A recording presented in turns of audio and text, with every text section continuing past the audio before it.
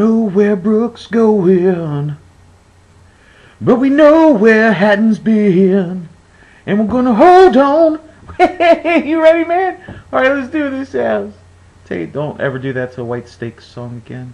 Okay, I'll try not to. I'm sorry, man. Hey, this is for the March 17th fight, for the welterweight fight, between Kell Brook and Matthew Hatton. And first I'll break down the fighters, and then I will give my prediction at the end. Should be a good fight. You think so, Guardo? You gonna hold out? Whatever. Okay, we'll go with Kell Brook, 26-0 with 18 knockouts, 69% knockout ratio. What do we know about him?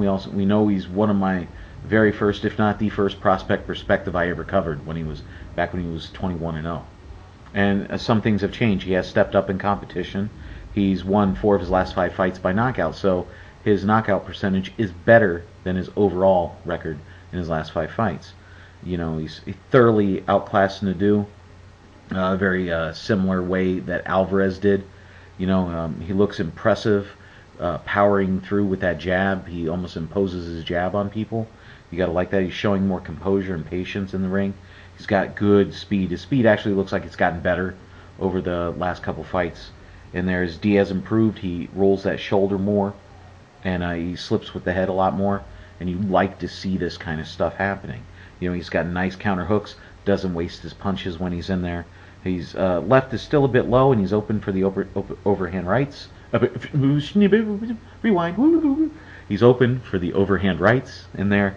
He has nice aggression. He works that head to body or high-low very well. He has cumulative power. He's not necessarily going to knock you out in one shot, but he's going to hit you enough times with enough heavy shots that it will take its effect on you. Good straight right hands in there, 1-2s. Come in, solid uppercut. Still overreaches a bit with that jab. If he misses, he's off balance. He could get caught with an overhand right himself. And, and that's when he jabs. Going over to Matthew Hatton at 42-5-2 with 16 knockouts. The first thing we know is not a lot of power, so has to get by on his boxing ability. He is a solid fighter, though. He got schooled by Alvarez and Nadu, or he had the draw with Nadu.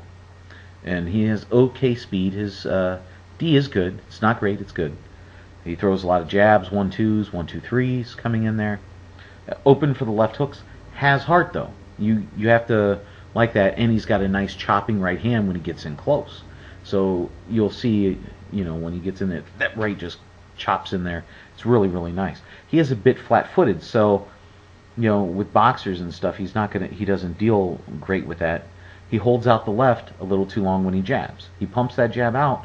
It's a nice jab up until the point it makes contact. When it comes back far too slow, and he can be open for shots. He's open for the right hand and uppercuts.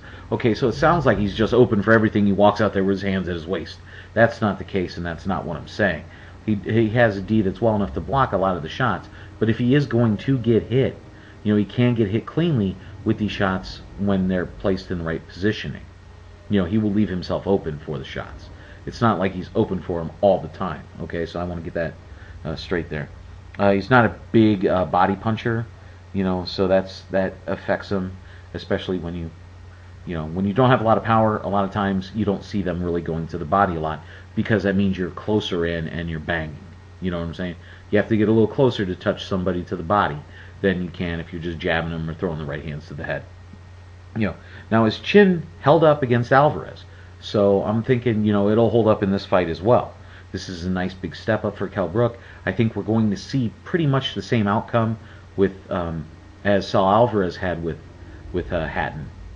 Matthew Hatton, and I think that's going to be a very solid, very convincing, unanimous decision with Kell Brook's hand being raised at the end. Okay, so there we go. Yeah, I like Kell Brook. Yeah, I don't know if you guys knew that or not, but big fan. Anyway, please comment, rate, subscribe. Let me know what you think. Let Eduardo know what you think. We don't care about Eduardo anymore, do we? I mean, people dropping off like flies. Nobody cares about you anymore, bro. Anyway, this is Bigragu. Please comment, rate, subscribe. Let us know, all right? Bro.